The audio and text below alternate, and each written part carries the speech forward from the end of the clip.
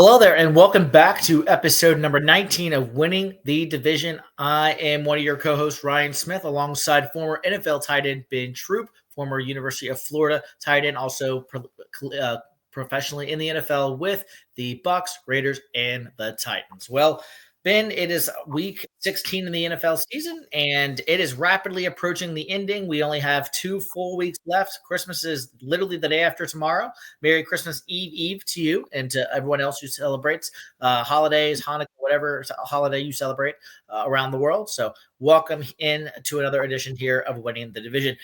Ben, let's go ahead and get right into it. What were your themes and takeaways just immediately from the week 16 NFL season? Week 16 takeaways, the biggest takeaway was, teams that squandered their opportunities while other teams took advantage of their opportunities. Tampa Bay Buccaneers going to Jerry's World, needing to get a big win to kind of keep pace. Being leading in that division right now over my Falcons. Yeah. Lay the egg. You knew it was kind of going to be a back and forth because Jaden Daniels, which I'll get to, because the Commanders actually beat the Eagles that eliminated the Dallas Cowboys. So they playing for pride. The comparisons, Ezekiel Elliott. He even got in. He scored a touchdown, Sunday night. But very, very sloppy from Tampa Bay. From a standpoint of you understood the situation. You're dealing with a team in Dallas that's had a lot of injuries. The season just hasn't gone the way they want, but they play with a lot of pride.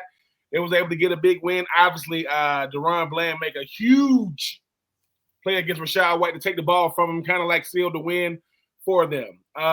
The Commanders. Now, what can't you say about Jaden Daniels? I think sometimes, Smitty, we don't appreciate a player of his caliber because Jaden Daniels is the reason why, if you was watching Hard Knocks, the reason why Chicago was really seriously thinking about taking him number one. And you see why now. It's easy to go back now and see why they really, really want to take a shot. Jaden Daniels, 5 touchdown passes against the Philadelphia Eagles defense that, like I say, they've been winning games, but the Eagles defense has shown some flaws in them, but very, very, very, very impressive by what I saw from Jaden. Go ahead, touchdown pass, 10 seconds left on the clock. This team is the team that's going to be not going to win the division. Philly's probably still going to win the division, but they're going to be definitely very dangerous come the wild card weekend. Man. Yeah. Michael Penix, he gets to start over Kirk Cousins. Really played solid. But the game came down to Judon, pick 6, Jesse Bates, pick 6. But he played really, really well against a Giants team that I don't know, Smitty. I don't know if we're going to have a Black Monday edition show coming up here real soon because Brian DeBoer going to probably be on that list. Doug Peterson is probably going to be on that list. Coach Stefanski, if they do something stupid up there in Cleveland and fire him, I think he's going to have a head coaching job within an hour after they do fire him. Yeah. But I was really, really impressed by the Dolphins. But I must say this. I was very, very impressed by your Panthers. Not that they got the win, but the manner in which it happened. Because, Smitty, I don't know if you was at the game, but they tied it. The game was all tied up at 30. And you think to yourself, oh, here we go. A hard-fought game. But I was very, very impressed. My son was at the game, and he was telling me about it. He was like, Kyler Murray was Kyler Murray is his favorite player. He was like, Kyler Murray kind of showed some nerves because he threw a pick. I'm like, well, give the Panthers once again. If you're not going to the playoffs, it's how you look. Yep. And I was very, very impressed with Bryce Young. Very, very impressed with Chuba Hubbard. Very, very impressed with the Panthers team because Coach Canales is going to be a guy that the same way we look at a new quarterback. How does he look year one? Even though this is year 2 for Bryce Young. I think the players are learning to play for Coach Canales because I think what they want to do, Smitty, is they know he's not going to be gone in year 1. You don't want to make the front office look crazy. But a team in Arizona who was still scratching and clawing in the NFC West that's still, right now, the most impressive team right now I saw on Sunday, that was Matthew Stafford and the LA Rams, who are leading that division right now. Why? Because the team that was winning that division, the Seattle Seahawks, lost to Minnesota because somebody forgot to cover Justin Jefferson one-on-one on the sideline. But what were your takeaways from week 16? My takeaways were that Justin Jefferson can carry the Vikings in this playoffs. I mean, though that catch he made along with Sam Darnold literally falling down, and he made the catch right in stride in the end zone in front of the 12s. That was impressive. I learned that Ben Johnson is a wizard, like we didn't know already. I mean, calling a fake fumble and then having a Laporta off the other side. Beautiful. I mean, if I'm a Bears coaching staff member, that was I want to go fight somebody on the defensive side because that's just plain disrespectful. If you're the Bears, I mean, let's be honest. And then finally, I learned that. The Cowboys are playing really good football right now. They are definitely not out of it. And heck, the Cincinnati Bengals are not out of it. They had a good win over Cleveland. Not that, that means much right now with Cleveland being the way they are, but Cincinnati is very much in this. I know it's going to take some help still, but they are very much in this playoff hunt.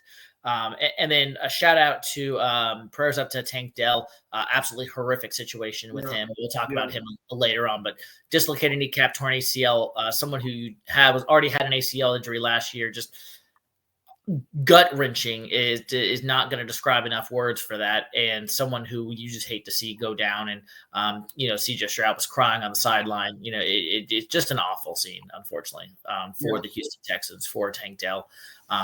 And someone you just hope and you just pray that he's going to be back next year at some capacity in some way. So those were my thoughts and takeaways from week 16. But let's go ahead and get into it before we go game by game. Let's go get into our players of the week and not so players of the week. So I will go ahead and start. My first player of the week has to be, and I'm going to have a couple of different guys. My first is actually going to be from the games that were the other night. Give me Lamar Jackson, 207 yards, 3 touchdowns. I know he had the pick. Derrick Henry alongside him, 24 carries, 162 yards. The Baltimore Ravens crushing the Pittsburgh Steelers, 34-17. I have Lamar Jackson and Derrick Henry as my co-players of the week from the Saturday slate. And then from the Sunday slate, I know this is not going to be people might think I'm a homer, but I'm going to give it to Bryce Young. Bryce Young played. This is okay. His PFF grade is the highest among all quarterbacks in week 16, 91.3. He is number one about everybody else. That includes Josh Allen. That includes Lamar, who I just mentioned. That is including Patrick Mahomes. Bryce Young, I know the stats don't tell the whole story, 156 yards and 2 touchdowns.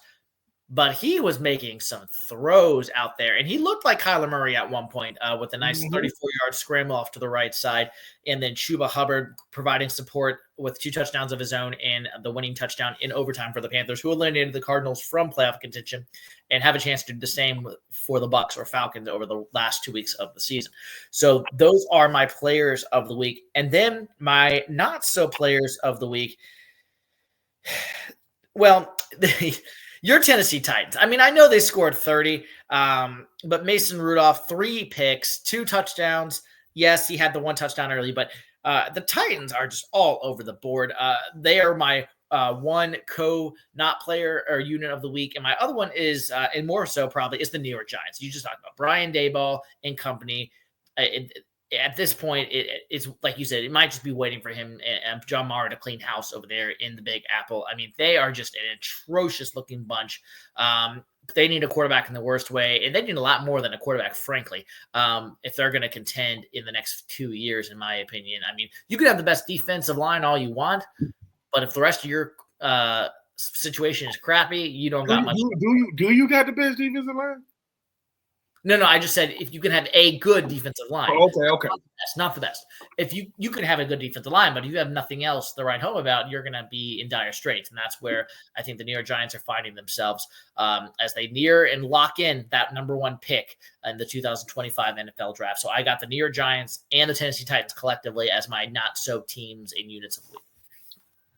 Wow. I mean, like your list. My players of the week, I want you to focus on this stat. 7.5 yards a carry, 7.5 yards a catch. 7.5 yards a carry would go to Jonathan Taylor. Listen, bounce back. 29 rushes, 218 yards, 3 TDs, did the hat trick, 7.5 yards a carry. But even more impressive, talked about Jaden Daniels, but I'm going to go with Jamison Crowder on the receiving end of the touchdown, the go-ahead touchdown. 2 catches, Smitty, 15 yards.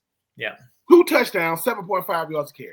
To me, right, that is football. I caught 2 passes for 15 yards, 7.5 yards a catch, both touchdowns, one being the game winner. My not players of the week, Rashad White. Listen, y'all driving for Tampa Bay. You get tackled and you get stripped by Deron Bland. That's get that game over. Game over. And I get it. It's a game of inches. It's a game of moments. Well, that was a moment for Deron Bland. That's a moment you want to forget if you are Rashad White. And my number 2, not player of the week, Kyle Pitts. Kyle Pitts had 1 catch for 7 yards. He also had the only pick of the game because he ran a sloppy route. The ball got slapped up in the air and it got picked. But this is why. Now, the pick is one thing. He showed no effort trying to tackle this man. None. Showed no effort. The only pick of the game was a sloppy route by you, and I expect more of him. And my group is the Tampa Bay Bucks. What are you doing? You have scratched and clawed your way back into the NFC South to be the leader. But then you lose to a Dallas Cowboy team who has been eliminated by the playoffs because Jaden Daniels and company won. You gave away a grand opportunity. But this is how I knew they was going to lose, Smitty. Baker Mayfield from Texas. Baker Mayfield played in the high school championship in Jerry's World. Baker Mayfield then came back and won the Big 12 championship where? In Jerry's World. So before the game, he was like, I don't lose here. Don't do it. Don't do it. He said, I don't lose in Jerry's World. Well, you lost in Jerry's World, and not only did you lose, you would win the division. That who knows what's going to happen because the Falcons still got to play Jaden Daniels and company. But if you end up not making it to the playoffs because you didn't win the division, you're going to look back on this game, and obviously you had to mention my Titans. Mason Rudolph and Will Levis, I don't know what the hell they did in the offseason. They don't need to do it this offseason. Because Will Levis, last game, if you didn't see this, Smitty said, I still see myself as a franchise quarterback. I still see myself as a starter quarterback in this league. What else is he going to say? This right here, people, is tea. This is tea. I don't drink. But whatever is in Will Levis' cup, he need to undrink it. He need to pour it down. He need to put it down or pour it out. Anyway, let's move on to bigger and brighter things. But once again, to everybody that got to win this weekend, keep up with your winning ways. And Smitty, but I got to ask, I always got to get the pulse of Smitty. Y'all won in overtime, Smitty, man. What's up? I mean, you had to be like, because I know when it's tired, you like, but when you get the win, it's like, okay, I'll take that dub. I was there. I was there. It was a really good game. I enjoyed myself, had a good time. Last game of the season in BOA, as our former quarterback Cam Newton used to say, B of A. Shout out to Cam Newton, by the way. This is a separate thing. If you have not seen Tim Tebow and Cam Newton playing pickleball together, that video is out there in New York last week. Cam Newton and Tim Tebow playing pickleball last week together. That video is out there for your Florida enjoyment, Mr. Troupe, and everyone else who is a Gator fan. The Panthers are 4-11, and Bryce played a great game. And yes, the Panthers have been eliminated from the playoffs, but they have a chance to play spoiler, as I said, these last 2 weeks with the Bucks and Falcons both on the road. Wait.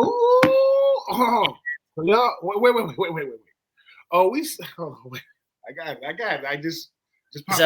Let me explain to the viewers, because this is how this would work. Assuming the Tampa Bay Buccaneers win this week's game, and I don't even know who they're playing, or sorry, not the Bucks, I'm sorry.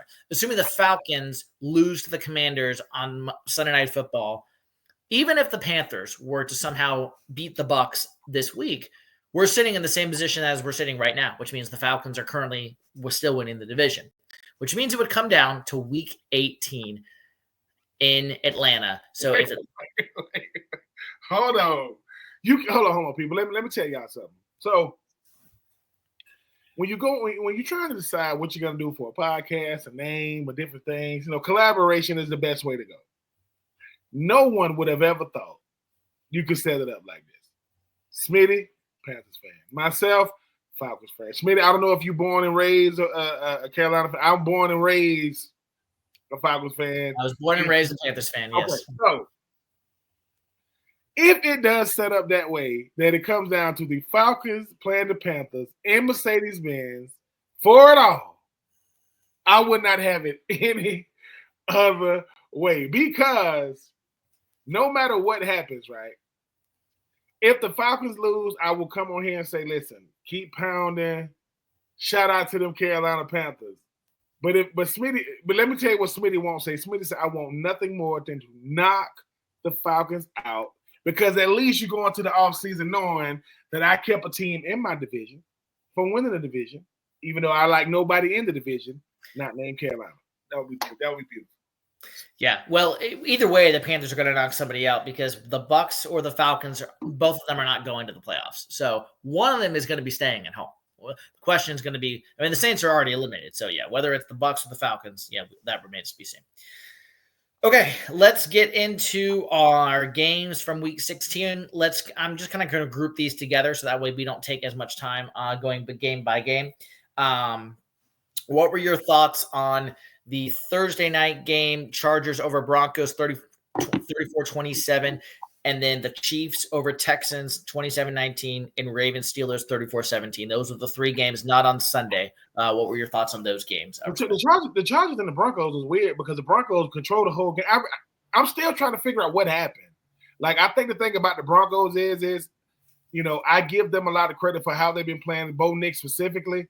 But I don't know what happened in the second half. It just got away from them. And Bo Nix, sometimes we forget he is a rookie. Like, we forget he first round. I get it this far in the season, no longer rookie. But I think the Broncos is a team, Smitty, that's a head scratcher, because they'll go out and have a big win. They controlled the entire flow of this game in some kind of way.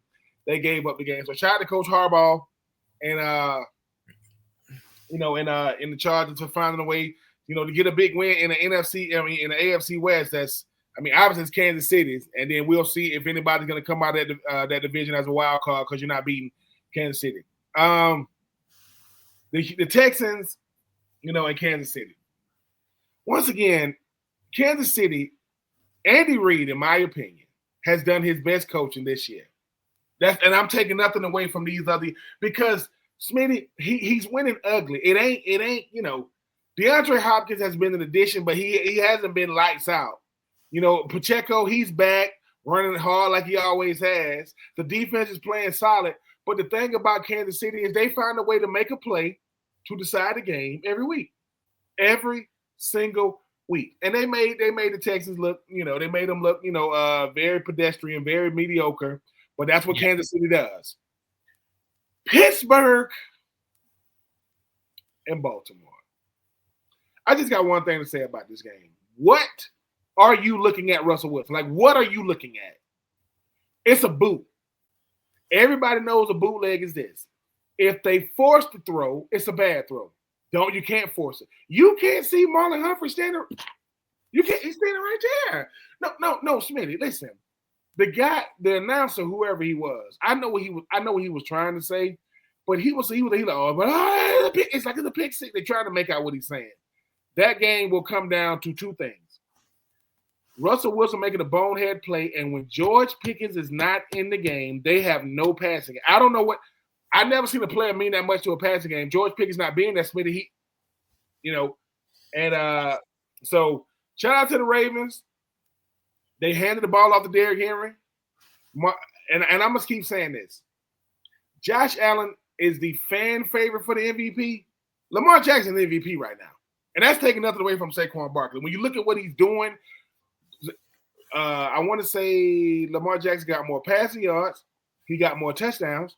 He has less interceptions. The only thing that Buffalo got and Josh Allen has and Lamar Jackson don't have, they got a better overall record. And Josh Allen got more rushing touchdowns than Lamar Jackson. But Lamar Jackson also has Derrick Henry. So I hope he wouldn't have more.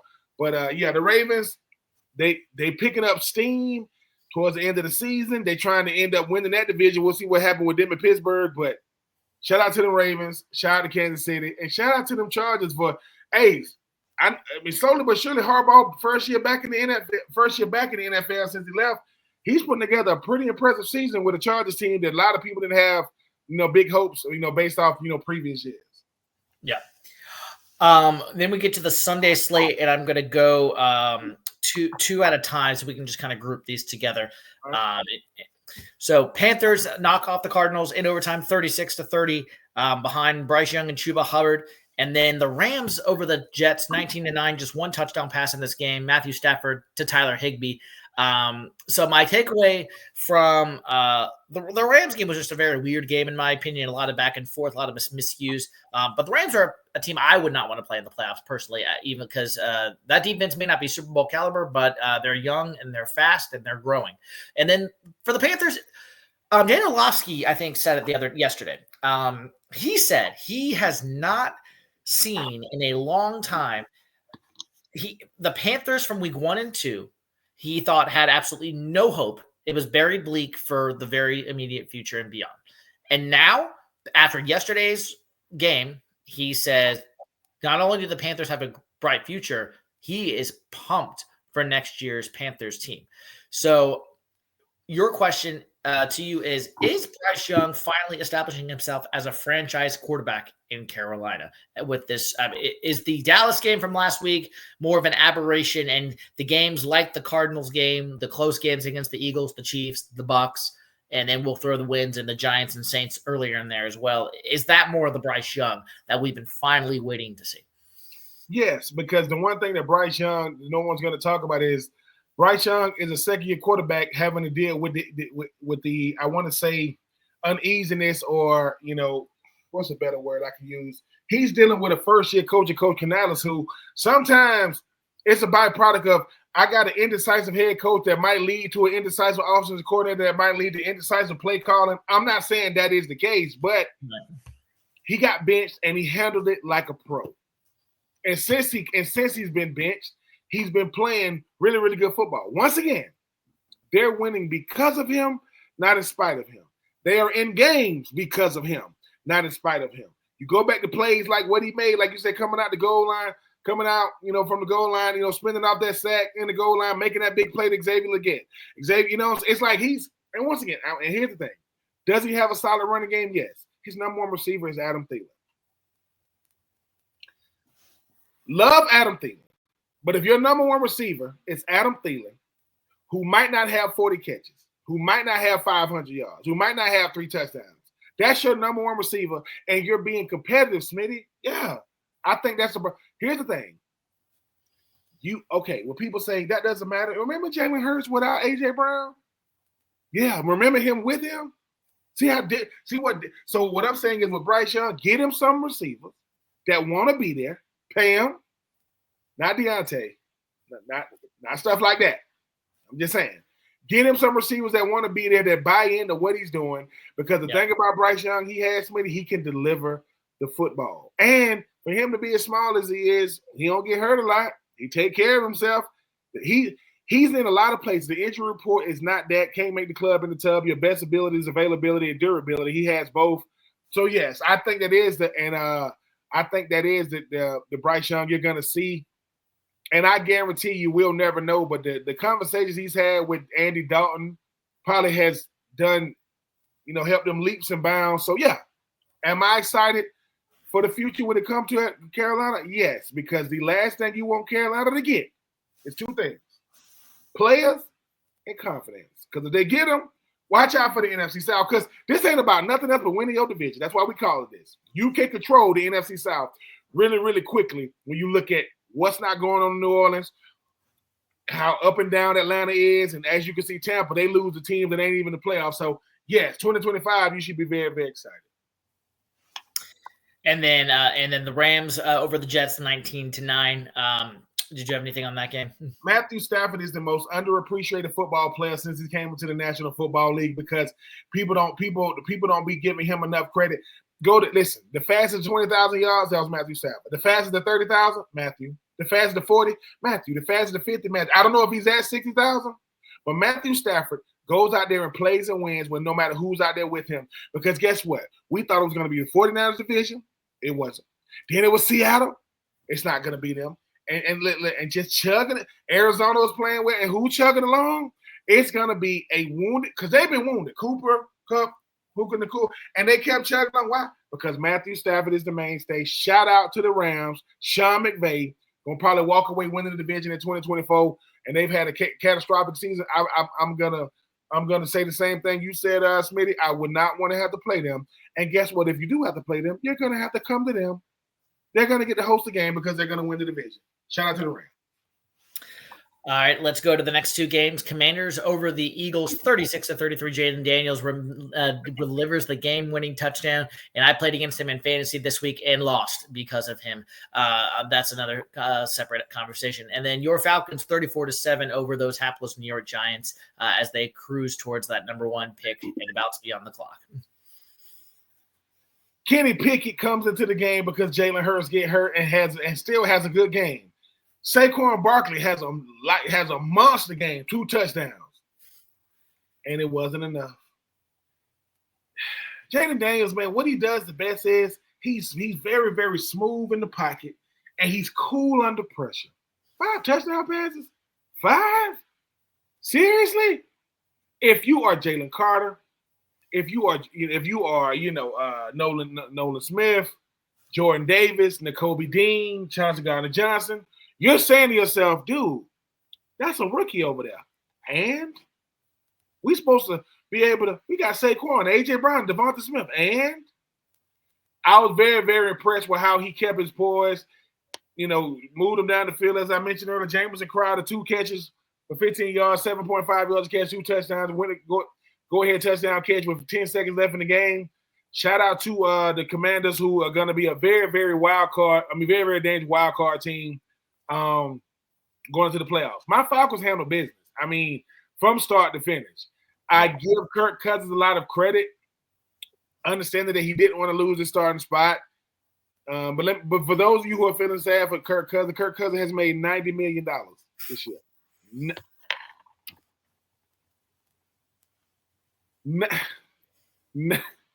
$90 million, Smitty. 90. Yes. Let me tell you something. I made $90 million. I got to stand there and say, man, sit down. Yeah, I'm going to help that young boy. Absolutely. Michael Penix looks the part. Michael Penix delivered the football. He took care of the football. He didn't do anything crazy. Bijan Roberts, went out there and handled business.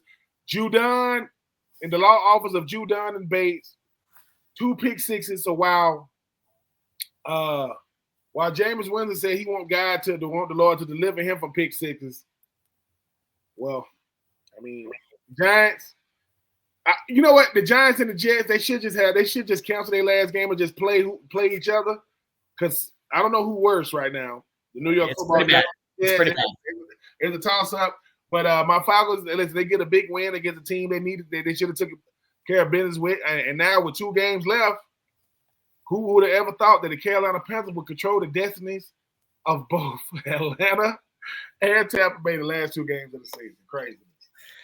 Speaking of Jameis Winston, he did not play in the Bengals 24-6 win over those Cleveland Browns. It was actually Dorian Thompson-Robinson as Joe Burrow and company stay alive for another week in the playoff hunt. Still need some help, but they can get there. And then the Colts get down the Titans 38-30 in a high-scoring matchup that the Titans were winning 7-0 to start the game. And then the Colts scored a lot of points before the Titans scored again. Titans tried to come back, but not enough behind Mason Rudolph and company. 38-30 lost to the Colts. Shout out to Jonathan Taylor, become second all-time rusher and second all-time behind Adrian James for the second most rushing yards in Colts history. As I mentioned, a bounce-back game, 29 rushes, 218 yards, 7.5 yards carry, 3 touchdowns. I want to say, if I'm not mistaken, I think that Anthony Richardson had the second most rushing yards for a quarterback in franchise history for the Colts, which ain't, I want to say Harbaugh played there, and, Johnny Unitas and Peyton Manning and Andrew Luck and Carson Wentz and, Matt Ryan. Basically, if you're an old quarterback, go to the Colts. Matt Hasselbeck, so on and so forth. But shout out to the Colts for getting the big win. Hey, man, they doing their best. Once again, if you're not making the playoffs, you're trying your best. And we'll see what happens. I don't even know if they're still in playoff contention, what's going on with the Houston Texans. So if they can end up winning that division, that would be impressive. What's the other game you said? I'm the guy. Cincinnati over Cleveland. Cincinnati is going to be dangerous too, Smith. If they can find a way to get some help and keep winning, because once again, Joe Burrow is being wasted with his talent. Joe Burrow is playing MVP type football. Unfortunately, he don't play defense. He's the first player in NFL history to have 250 passing yards and 3+ passing touchdowns in 7 consecutive games. I mean, the guy is playing winning football. And if the Cincinnati Bengals did not play Jamar Chase before the season started, he said, "I'm gonna bet on myself." Well, right now, he's gonna be the triple crown: first in catches, first in yards, first in touchdowns. Who's number 2? You asked. That would be Justin Jefferson. Who's not gonna catch him? I want to say Chase is like 1,500 yards, 16 touchdowns, 16. I still just go. I know this is an NFL podcast. I still am stunned 6 years later. Joe Burrow had Justin Jefferson and Jamar Chase at LSU, and Marshall that got drafted by the Carolina. Panthers, and now he's on the Raiders, I think. Yeah. Oh my gosh. I mean, guess what? Jamar Chase had over 20 touchdowns receiving. Justin Jefferson had like 19. Marshall had like 12. And their running back was Clyde Edwards-Helaire. Their tight end was Thaddeus Moss. They were cheat code like you've never seen in your life. That offense was bananas. It was bonkers, but yeah. And dare I say, they ripping up the league right now. And I know even though we're gonna get to it, if we get to the Cowboys, shout out to CeeDee Lamb, because a lot of times when you get paid, people think, you get paid, you just, hey man, I'm just let me say this. When speaking of getting paid, and I know people are gonna say I'm a homer, Chuba Hubbard looks like an absolute bargain right now for the Panthers. And if you don't believe me, Panthers all-time leading rusher Jonathan Stewart, who doesn't have to say that, said that himself on the Bleeding Panthers podcast, that Chuba Hubbard looks like an absolute steal and bargain for the league right now with his contract. He got paid with the 3-year deals, which is what I like. They still very young when they coming up on their contract extensions. If they're gonna make it to 3 years, but Chuba Hubbard, those are the type of players you build your franchise around, because they do things the right way. They don't make, as I say, don't make waves, make plays. That's what Chuba does. He makes plays. He don't make waves. And like I said, everybody that had something to say, everybody that was laughing and clowning and joking, make sure you keep that same energy. 2025 is on the horizon. And I guarantee you, Coach Canales, he keeps receipts. He's coming. Lions take down the Bears 34-17 in Chicago. That saw a fake fumble called by Bates Johnson and company for Jared Goff until Sam Laporta touchdown. And then a really good game in the 4:00 window. Vikings take down the Seahawks 27-24 behind Sam Darnold and Justin Jefferson in a absolutely ridiculous touchdown pass, where Sam Darnold is literally falling away and he just throws it up to Justin Jefferson. And he catches it like he does all of his other touchdowns. He rocks in the end zone and does the gritty and keeps going. And the Vikings pull it out 27-24. Jared Goff is not appreciated enough for what not only he means to the Detroit Lions, but what he means to the quarterback position. Everybody wants to talk about Lamar Jackson, as they should. Everybody wants to talk about Josh Allen, as they should. Everybody even wants to talk about Saquon Barkley, as they should. Who got the best record out of all those guys I just mentioned? That would be Jared Goff. Jared Goff and the Detroit Lions to find a way to go out there and get it done in an impressive manner. Amon St. Brown and company. Listen, and no Aiden Hutchinson. Nope. Their best defensive player has been hurt, and they haven't missed a beat. That's called coaching. Caleb Williams, it's going to take another year. They're going to have to get a quarterback coach in there. They're going to have to get a better offensive coordinator. Coach Eberflus, he's obviously gone already. Whoever. The coach that comes in needs to be offensive-minded. He needs to give him a QB coach, and he needs to coach him hard, because I think this young man has potential. He has ability. Right now, we owe Justin Fields an apology, because everybody thought it was Justin Fields' fault. Justin Fields is gone. Same different quarterback, same result. We get that man some help. If you're not covering Justin Jefferson, if you're not double covering him, you get what you get. I'm just going to, are you serious? You're going to cover Justin Jefferson one-on-one with any DB. I don't care if it's Jalen Ramsey. You know what I'm saying? I don't care who it is. You do not do that. Justin Jefferson is so nice. Justin Jefferson at the quarterback position is like Lamar Jackson and Jaden Daniels Justin Jefferson at the wide receiver position like Lamar Jackson, Jaden Daniels at the he's just silky smooth, man. Listen, for those who don't know, these are beads. So anybody out there that wants to give me some free beads, make sure you like, share, and subscribe to this episode. I'm a bead guy. I don't wear chains. I got beads on my. I said that Justin Jefferson, the chain that he got around his neck cost $1 million. This is what he said. The chain around his neck, it's cost $1 million. Well, his game is worth. Now I'm not paying $1 million for no chain, Smitty. I am not counting your money. If you and the missus want to get $1 million chain, may God bless y'all. We ain't getting $1 million chain. These right here, I don't know what they cost, but they ain't hurt my pockets. But yeah, Smitty, when that last touchdown to Justin Jefferson, that DB had no shot. Because what Justin Jefferson does really well, he always leaves himself some room. He doesn't run out of real estate. And when it comes to catching the ball, he got them stickers. He gonna fight. So once again, Minnesota. Everybody wants to talk about Detroit, as they should. Everybody want to talk about Green Bay, who's playing right now. But watch out for them boys, Minnesota. Oh, and Sam Darnold, sir, you have made yourself a lot of money. You will not be on the Minnesota Vikings next year because of they drafted the first round rookie who hopefully he comes back healthy. There are a lot of teams that need quarterbacks. You don't have to worry about going back to the Jets. But the Giants do need a quarterback. They'll draft him. There are a lot of teams out that need a quarterback. Sam Darnold, you're gonna be on. Oh my God.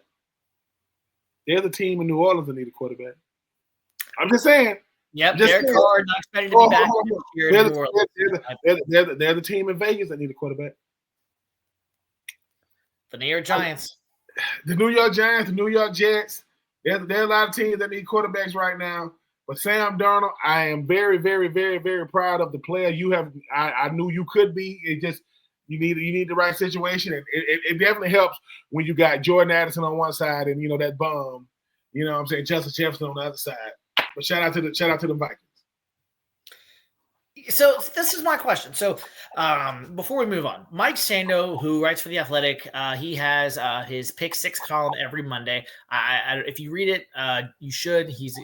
I need to get Mike on this podcast. I've reached out to him in the past, and he's had to decline every time. He's just too busy. I try to get him on, though. Maybe Mike Silver can help me with that one. Shout out to Mike Silver. Great episode. Go back and listen to that episode if you have not done so already. They talked about this. He reached out to two executives and an agent in his Pick Six podcast column from today. Every Monday he does this article.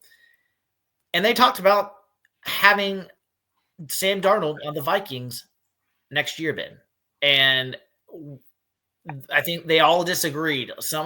They all said that two of them said he needed to test the market, and then the other one said, I think they're going to give him a deal that is going to help maybe convince him to try to stay in Minnesota. Because let's be honest, JJ McCarthy coming off his second surgery, he had to get another surgery middle of the year. They do not know how he is going to be next year. So are you really, if the Vikings flame out in let's say the NFC Championship game, or if they lose in the Super Bowl, or heck, they lose in the divisional round, doesn't matter. They made the playoffs with Sam Darnold. He took them to a decent run. Are you just going to go ahead and say, yep, sorry, kid, we've got a rookie who's waiting in the wings, but he's coming off an injury, so we really don't know how he's going to be, but you've kind of priced yourself out of our range. What is your thought? Because, these agents and executives that he polled are essentially saying, some teams are picking high and they're going to draft quarterbacks. Some won't be able to afford it. But for Darnold, the Vikings need to be willing to let him test the market. But then one of them said, well, what's the difference between Darnold and Baker? Baker re-signed in Tampa for $33 million last year. He knew the Bucs, didn't have his replacement lined up. Darnold's market could suffer if the Vikings like McCarthy enough to move forward. But at the same time, what if Kevin O'Connell likes Sam Darnold, and we don't know about JJ McCarthy's immediate future. So what is your thoughts? What is your thoughts? Can you give us a little bit more insight as a former player? I know you didn't play quarterback, but kind of what maybe be going through Sam Darnold's head, what's going through maybe Kevin O'Connell's head as the head coach? What do you think about that? Well, number one, Sam Darnold is getting to feel something that he probably thought he never would have in the National Football League, and that's leverage. He got all the leverage. And he got all the leverage for two reasons. One, he plays the quarterback position, and he played it very, very well, and he's leading them. Because let's face it, no one knew what he was going to beat it. Detroit is having an incredible season. Minnesota's right there. They were right there. They're probably going to be a wild card team. But if you are Sam Darnold, you have to test the market for this reason. Smitty, when you buy a car, you don't buy the first car you see. You go test drive it, then you go to another dealership. Same car now to see what they charge over here. They might not be charging over there. What they willing to give you over here, because we're not talking about a brand new car. We're talking about a car that got a couple of miles on it, but it's still very serviceable. It's in a used lot, but it ain't got a lot of miles on it. Sam Darnold has all the leverage, especially when it comes to Minnesota, because no matter what, when the rookie comes in 2025, he's starting from scratch. No matter what's around, he's starting from scratch. And I think for Minnesota, this is why veteran quarterbacks always demand more money on the market, because they understand how to play the position and they bring a lot of value instantly to the team they're on. Baker Mayfield is a great example.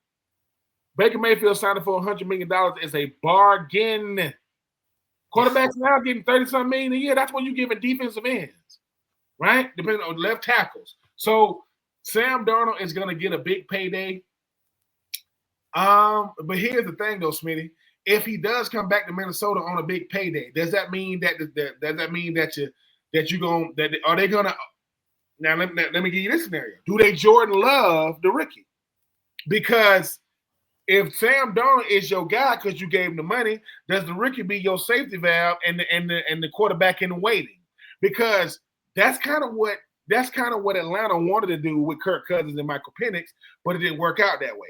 Because you're gonna have to pay a starting quarterback no matter what. Michael Penix is still under his rookie deal. It's slotted, it's guaranteed money, but it's not like it's breaking the bank. So if they bring Sam Darnold back, he's not backing up now. He's a starter. And do you just tell the rookie, hey, he's going to bring you along? Because the thing about National Football League, situations change week by week, not year by year.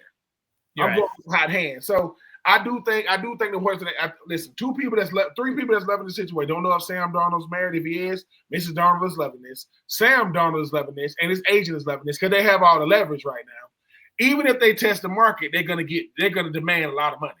I don't think Sam Darnold's going to sign for 100. He's probably going to sign for 200, depending on how the season ends up. And I still think that's what the going rate is for a quarterback these days. I'll put it to you like this. Tua signed the contract in the offseason. He got hurt, but he's playing well. Trevor Lawrence signed the contract in the offseason, right? Jordan Love signed the contract in the offseason. The quarterback position is going to get their money because of the importance of the position first and how they play the position second. Now, if how I play switches, this is how I play, and the importance, well, that's what Sam Darnold has done. So I hope he's back in Minnesota next year. I think if you are the rookie, you have to realize the politics of football, the business of football is what you signed up for. You're still getting paid. You just got to wait. And if Sam Darnold doesn't pan out, they'll probably structure this contract kind of how they did Kirk Cousins. Because now when they structure them, you got to make sure that you are taking care of the future in the present. But I don't want to salvage my future because of the present. That's why them GMs have to be very, very crafty with them contracts. But Sam Darnold is still playing well. I know we want to talk about Josh Allen and Lamar Jackson, right, and Joe Burrow, as we and Patrick Mahomes, as we should, and Jared Goff. Put Sam Darnold in that conversation. He's not an MVP candidate, but he is playing MVP caliber football. So we'll see. Bills take down the Patriots 24-21 in a surprisingly close game as Drake May, the boys came to play. But James Cook's 2 touchdowns and the Bills' 3 turnovers was enough in that 24-21 victory. And then the Dolphins take down the 49ers 29-17, and South Beach officially eliminating the San Francisco 49ers from playoff contention, as it was all Dolphins, as the 49ers just didn't really look very lively in this game. All Dolphins in this one, 29-17. The Bills be scaring me. Because here's the thing, Smitty. Do you do this? You look up, you say, oh, man, 14-0 Patriots. Do you go, oh, okay, first quarter, I'm not. Right. Yeah, you say they're going to figure it out. listen, the Patriots give a lot of credit to Rob Mayo. They fought hard, but you kind of knew, like and you know that at a certain point, Josh Allen gonna take off his cape, and they was able to go out there and make it happen. Now, the Dolphins. Tua, Tyreek Hill came out and said the drops have a lot to do with not really having the time and the chemistry with Tua. I can believe that. A-Chain is just incredible. Shout out to Jonnu Smith. I mean, almost 80 catches this year going into, because when he got added to that Miami Dolphins offense, I was like, how was he gonna pair in it? He's been really, really well for them. Has been a focal point more so this year than Tyreek Hill. And I think the thing about the Buffalo Bills is what makes the Buffalo Bills dangerous is the fact that they don't really have a true number one receiver. They really don't. They don't have a true. I know Amari Cooper's over there, but he's not a true number one. He is, but on paper he is. Right. But Josh Allen is good at improvising. I think Buffalo is putting on their best Kansas City impression, saying, "Look, man, it's not how you start, it's how you finish." And they found a way to get it done. They found a way to get it done despite of how the game starts out. Once again, man, I'm gonna say this: they pay the other team too. They're professionals too. Just because the records at the show, they can beat you. As the Raiders beat the Raiders. The Raiders beat the Ravens this year. So I got the Raiders beat the Ravens. Yep. So okay. Yeah. These last two games, we can get through these. I'm assuming you're not going to talk about the one very much. I'm sure you'll focus on CeeDee Lamb. The Cowboys take down the Bucs 26-24 behind CeeDee Lamb and Cooper Rush, playing in a very efficient game of football, 26-24. Baker Mayfield came out of the game, was checked for a brief concussion late, but he did come back into the game. And then, obviously, the Raiders might have screwed themselves out of the number one pick with a 19-14 win over the Jacksonville Jaguars and Mac Jones and company, as Aiden O'Connell led the Raiders with 257 yards passing in a game that saw no passing touchdowns from the Raiders, all runs. Baker Mayfield and company was able to snatch momentum. Right, and Deron Bland snatched it back, and they said, "Look, we are playing for pride. They're gonna show Jerry Jones, because now it's let's show Jerry Jones and Cowboy Nation that even though we're not in the playoffs, we a prideful bunch." They showed Dak Prescott and all these different things. Tampa Bay, they gave this game away. Like you didn't play well. Mike Evans gonna go out there and make things happen when he have to, but he's only gonna do so much. I like that little young running back they got, but I just think that it's just one of those games you're going to look back on and say, man, we made life much harder for us moving forward with 2 games left in the season. I think that. Hold on, what was the other game? Yeah, I mean, you don't have to spend a lot of time on it. The Raiders over the Jaguars. Brock Bowers is second right now in the National Football League with all records, only behind Brian Thomas Jr. from the Jacksonville Jaguars. I think, to me, Jaden Daniels is going to win Offensive Rookie of the Year. I think Brock Bowers is deserving. The same way I said the Cincinnati Bengals are wasting Joe Burrow's talent, the Raiders are wasting Brock Bowers' talent. Brock Bowers is a top 5 tight end right now. Right now. George Kittle. I'll go like this. George Kittle, Travis Kelce, Jonnu Smith, the season he's having this year, Brock Bowers. He's playing that well right now. You don't got to like it. Raiders are wasting his talent. I feel bad for him. Shout out to that Georgia kid, even though he went to the University of Georgia. One of the best tight ends I've ever seen in college, if not the best, and continuing his dominance from Athens to Las Vegas. Let's get into now the news and notes, headlines to overreact to from this week.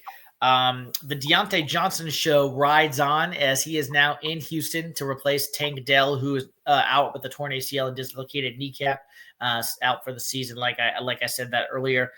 49ers rule out Trent Williams and others for the last 2 games of the season, as they have now been eliminated from playoff position.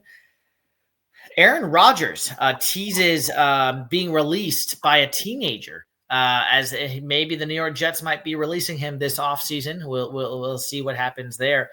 And finally, Patrick Mahomes comes out and said his ankle should be okay during this short week, as they will be playing on Christmas Day in just a few days' time against the Pittsburgh Steelers. Listen, Deontay Thompson proves that there's somebody out there. If you have talent, which he does have, and you have a team that's in desperate need, which the Houston Texans are, he's going to have to find a way to go out there and gel with an offense, really, really quickly. That's trying to make these last 2 games, trying to make a playoff run. I don't know really what's going on with the coach right now, if they can catch him. Listen, my hearts and prayers goes out to Trent Williams. I mean, I'm happy that they sit him down for the last 2 weeks, because I think for him, this is bigger than football, obviously. Him losing his newborn son. I mean, I don't know how many months it's been, if it has been a month, but the fact that they're not going to the playoffs, give that man a chance to get back, get his mind right, get his body right, get his spirit right, get his mentals right, as a Beast Mode used to tell the players. If Aaron Rodgers is getting released, good riddance. I mean, come on. I mean, it's not like Aaron Rodgers has been a dud since he got to the Jets.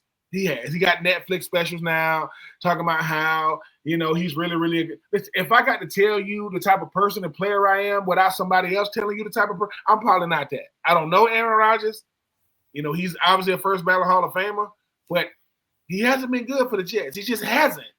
No matter how you try to slice it, he just hasn't been good for the Jets. So if he does get released, so be it. Did anybody think that Patrick Mahomes wasn't going to play? Come on, man. Did anybody think that Patrick Mahomes wasn't going to play? Patrick Mahomes is trying to get as many games in as he can right now, because they're probably going to have a first round bye, having the best record in the AFC. So he's going to get some rest. But Patrick Mahomes doesn't like to take plays off. He doesn't like to take days off. He doesn't like to take games off. Patrick Mahomes will play. And, and I'm not surprised one single.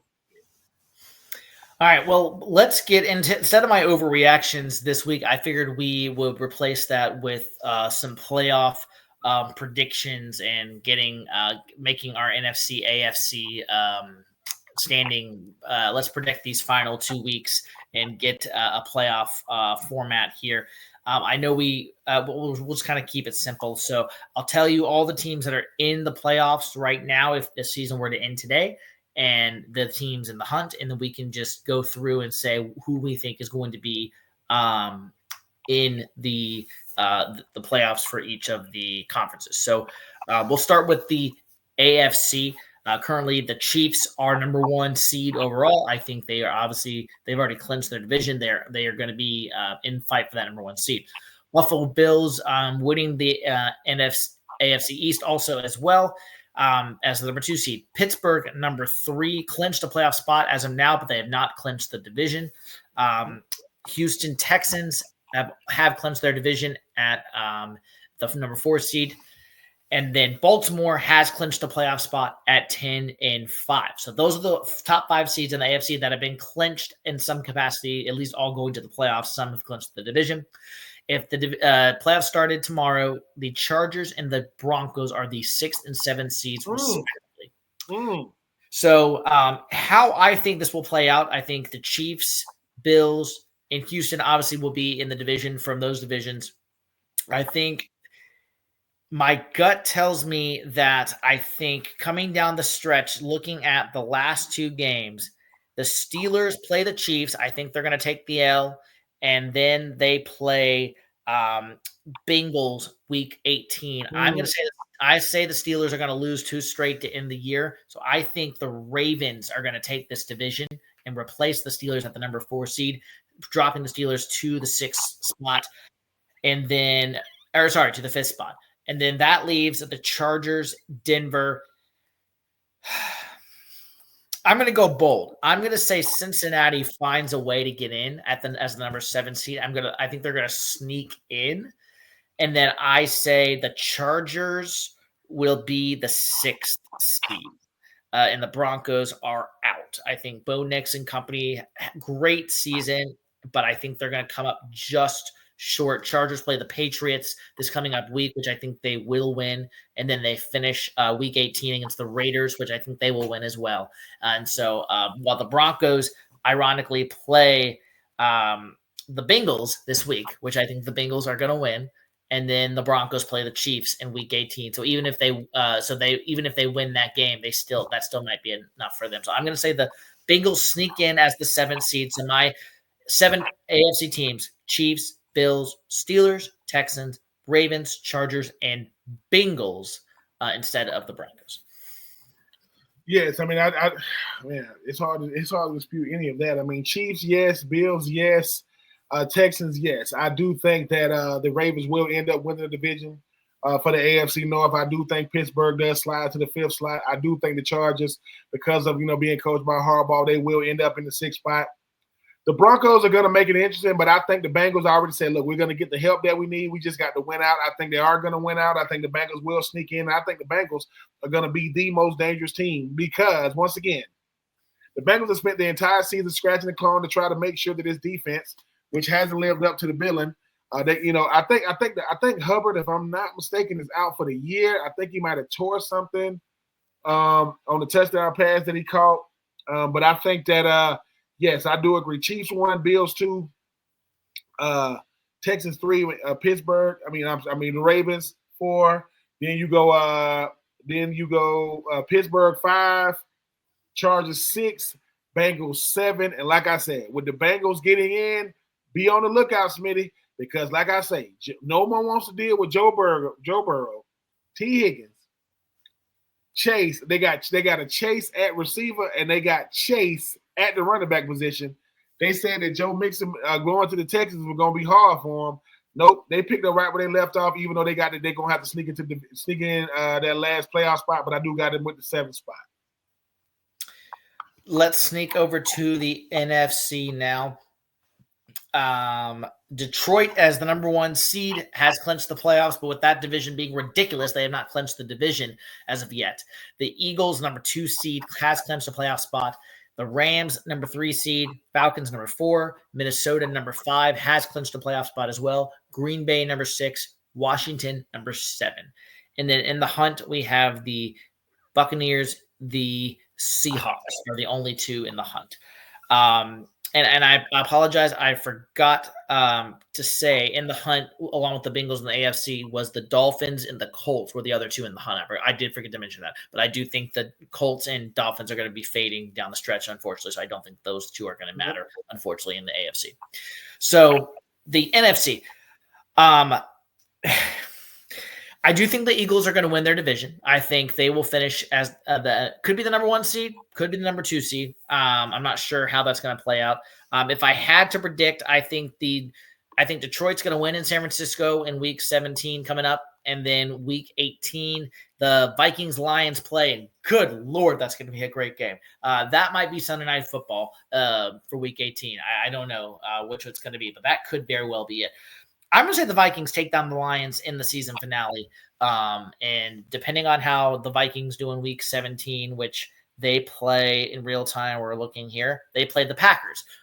Golly, the Packers very well might be I don't know, Ben. I'm just going to say all 3 of them make the playoffs. Yeah, I'm about to say, just all 3 get in. All 3 get in. If I had to predict the number 1 seed right now, I'm going to stick with Detroit, but I'm not confident on it. It very well could be Philly. So I'm going to say all 3 get in. Philly will win the East.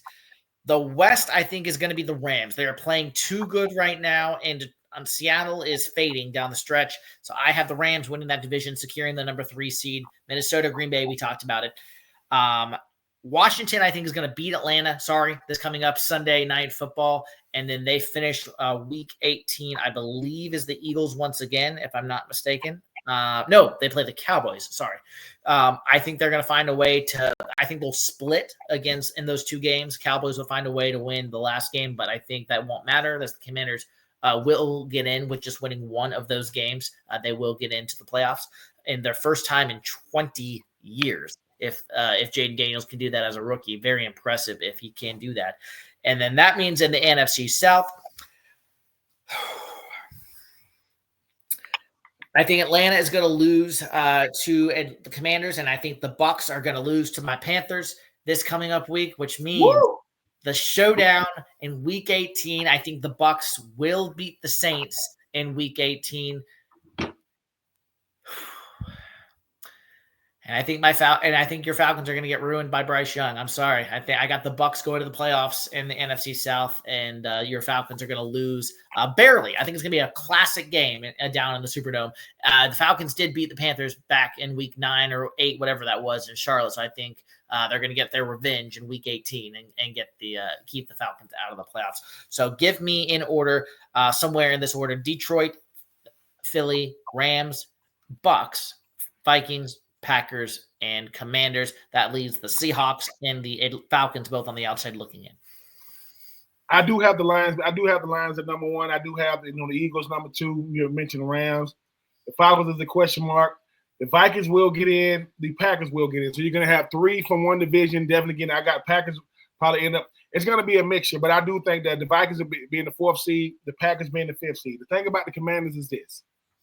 The Commanders are going to get in just like Cincinnati. They're going to be the most dangerous team to get in. Number 1, because Jaden Daniels is not playing like a rookie. He hasn't played like a rookie since the opening weekend, and he's found a way to get a team, back to the playoffs. That hasn't been to the playoffs since like RG3 or something like that. Like it's been a long time since the Redskins. Well, they were the Redskins then. The Commanders have been to the playoffs.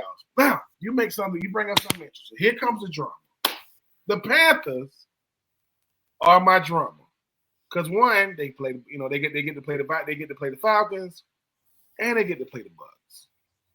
I do think the Panthers will beat the Bucs. I do. I think they will beat them. One of the most underappreciated rivalries in the NFL is Panthers-Falcons. It is a rivalry, and people act like it is not. It is a rivalry. So much so that when Cam Newton was in the National Football League, he said, I root for the Falcons. Well, that's back when they had 14 games out the year. 2 games, I do not root for them. That's when we play them at home and on the road. Michael Penix versus Bryce Young. Week 18. I'm going to say this. I do think the Panthers might beat my Falcons for this reason. Bryce Young has played this whole second season for a moment. Because for him, it's a rebuild, even if he's going to be the guy for the future. I think he's gonna be in the dome, perfect conditions. Jesse Bates, Simmons, Matt Judon, all these BT, all these guys, Chuba Hubbard is gonna save his best game for Week 18. I think it's gonna be a 4-quarter matchup. I think Michael Penix is gonna play well. Kyle Pitts is gonna be there. I don't know what he's gonna do. He will be there. He wears number 8. What's gonna do? But I think that Bryce Young, to end the season, will dethrone my Falcons. I want the Falcons to win, but I'm looking at how things have gone. You keep on saying this way that we be right there. So many games. Kansas City, right there. Was able to get an overtime win. Week 18, Panthers versus Falcons. I think the Panthers get it because of the arm of Bryce Young and the legs of Chuba Hubbard.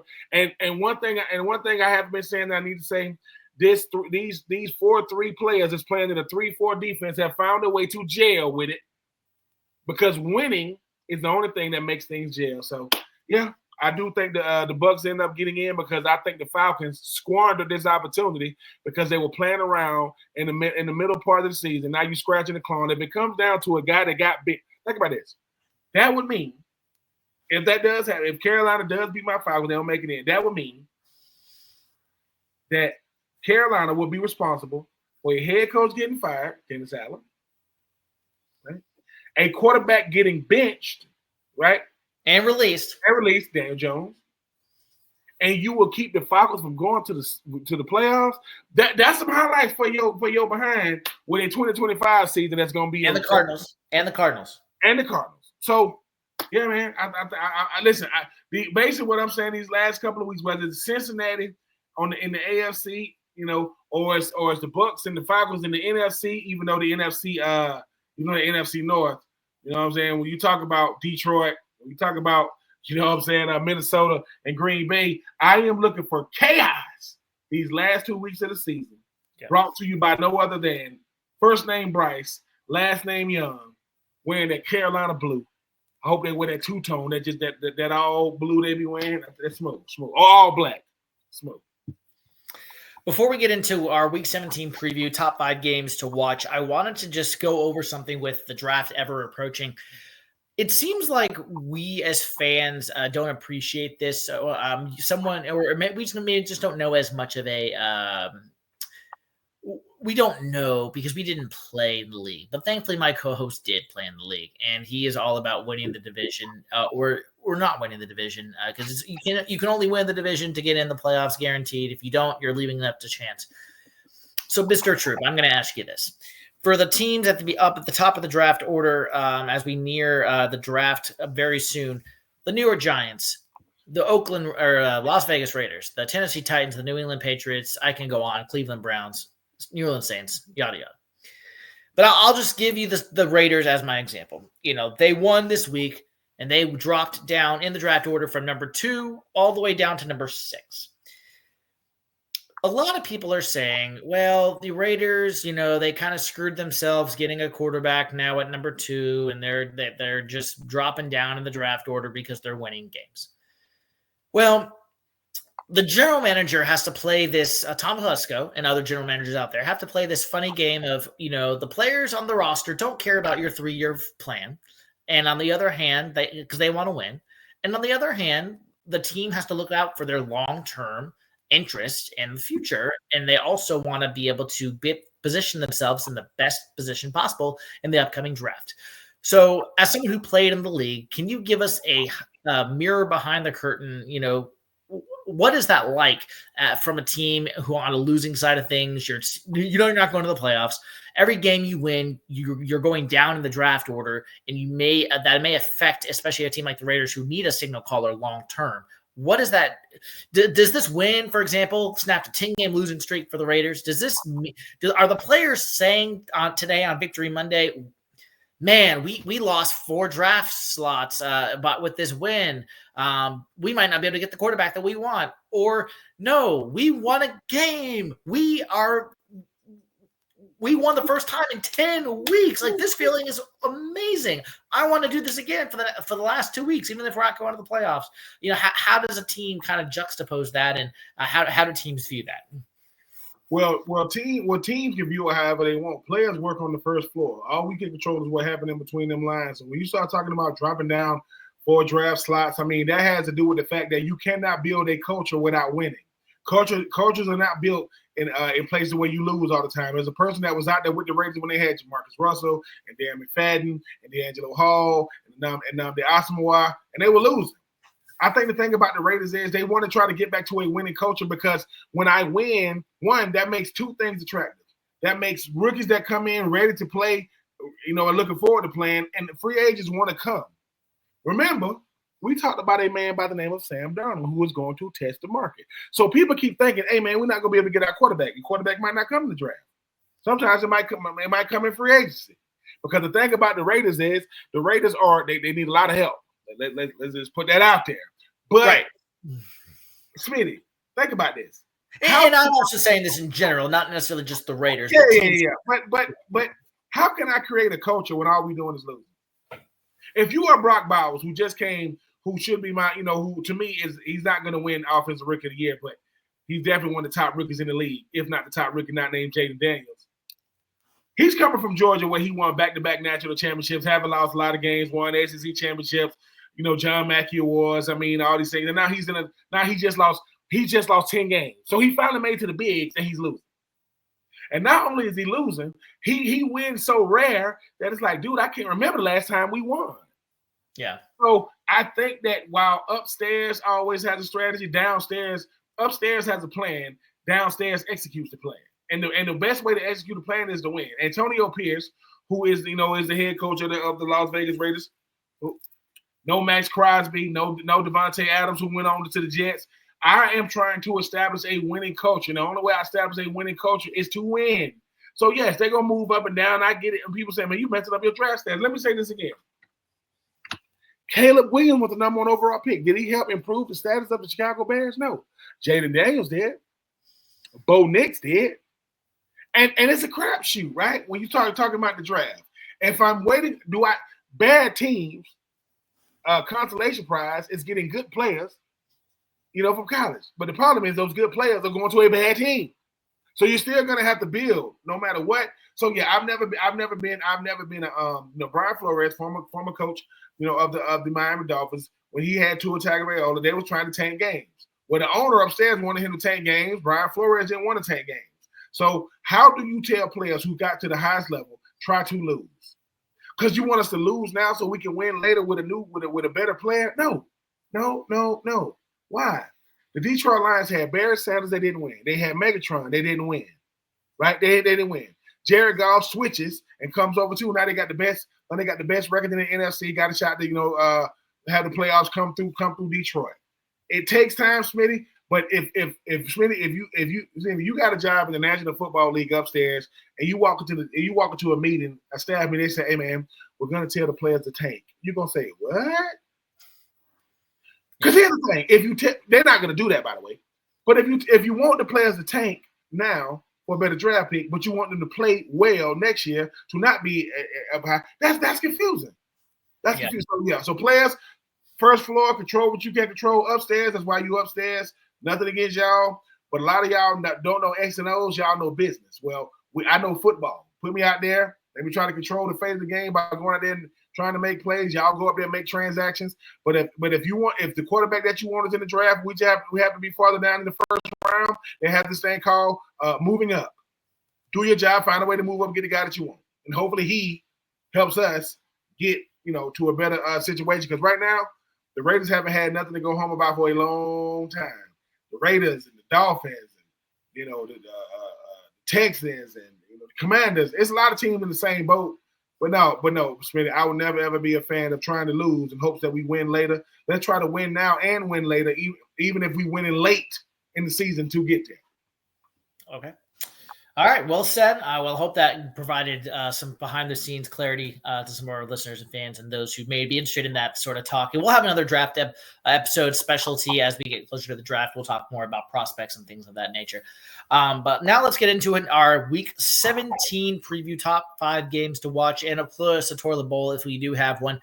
I'll let you start this time, Mr. Troupe. Your top 5 Week 17 games to watch. My top 5 weeks, I would go from 5 to 1. My number 5 game, Broncos at Cincinnati. This Cincinnati team, they understand they got to win every game to even have a shot to get into the playoffs. This Broncos team is trying to stay. So you got two teams scratching the climb for that 6th, maybe 7th playoff spot. So I think that's my number 5 game. I think it's going to be a really, really good game. My number 4, Baltimore at Houston. I want Baltimore to continue to keep winning. I want Houston to show just because we've clinched. Both teams have clinched. Baltimore's clinched. Houston is clinched. Houston, I don't know if they can necessarily improve their position, but you bring it over Deontay Thompson. I want to see what that offense look like. Tank Dell, listen, man, our hearts and prayers go out to you, man. Dislocated knee, that was hard to watch. Wishing him a speedy recovery, even though that's 2 years in a row. My number 3, Falcons at Washington. The Falcons are playing for their playoff lives, and Washington is trying to show that they are not a fluke, trying to get back into the playoffs, with a guy in Jaden Daniels who they don't want to come off a big because what do the Falcons and Washington both have in common? They both beat the Eagles. Atlanta beat the Eagles. Washington beat the Eagles. Washington just beat them. Atlanta beat them early in the season. I think it's going to be a good game. I want to see Michael Penix. I want to see Michael Penix, in the second game, even though it's the 17th game of the season. 16th game of the season. My number 2, Kansas City at Pittsburgh. The thing about Kansas City is Patrick Mahomes, they're coming, they're going on the road. I don't know what the run game is going to be with Najee Harris or lack thereof. They say George Pickens is going to try to do all he can to make the game. I want to see how they bounce back against the Baltimore team because Baltimore had their number. Russell Wilson is still the guy. Justin Fields is not going to get started now unless something happens to Russell Wilson injury-wise. I want to see. And my number 1, Packers at Minnesota. It's going to be a fight to the finish. People start saying, man, they got 17 games. Why do we got to watch games 16 to 17? Because it still comes down to games 16 to 17. It used to be a time where you lock up the playoffs and you just rest your starters. Back when I was in the NFL, they rest their starters. No resting. That's why they're giving you division games. And they're giving you division games last game of the season.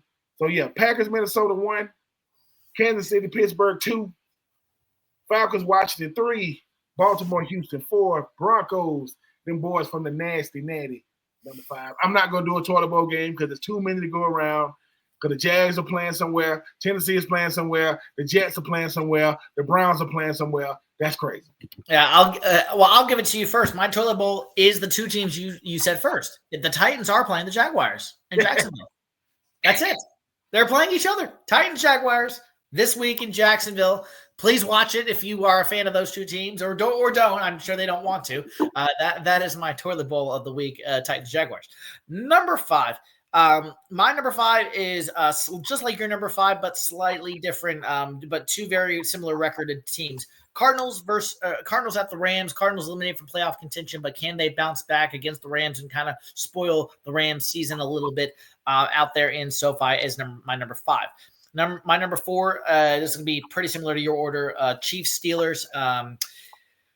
In Pittsburgh, Patrick Mahomes and company, can they go to 15-1 in the season? Steelers trying to bounce back from that ugly loss in Baltimore. Ravens, Texans, my number 3, as Houston trying to survive without Tank Dell and win a few games down the stretch here, even though they will make the playoffs. But can they get some momentum heading into the playoffs? My number 2 is Falcons, Commanders as well. Michael Penix versus Jaden Daniels on Sunday Night Football should be a great matchup. Can the Falcons upset the Commanders and force the Bucs into a win situation in Week 18?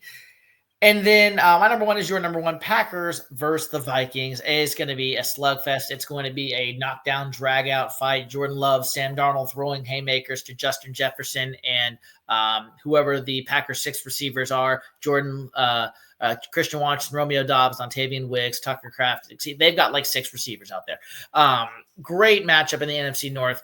And like I said, my toilet bowl is the Texans, Jaguars. And if you are a fan of those two teams, I'm sorry. Better days to come. Let's see if Trevor Lawrence and company can come back next year. Titans might have a quarterback in the draft.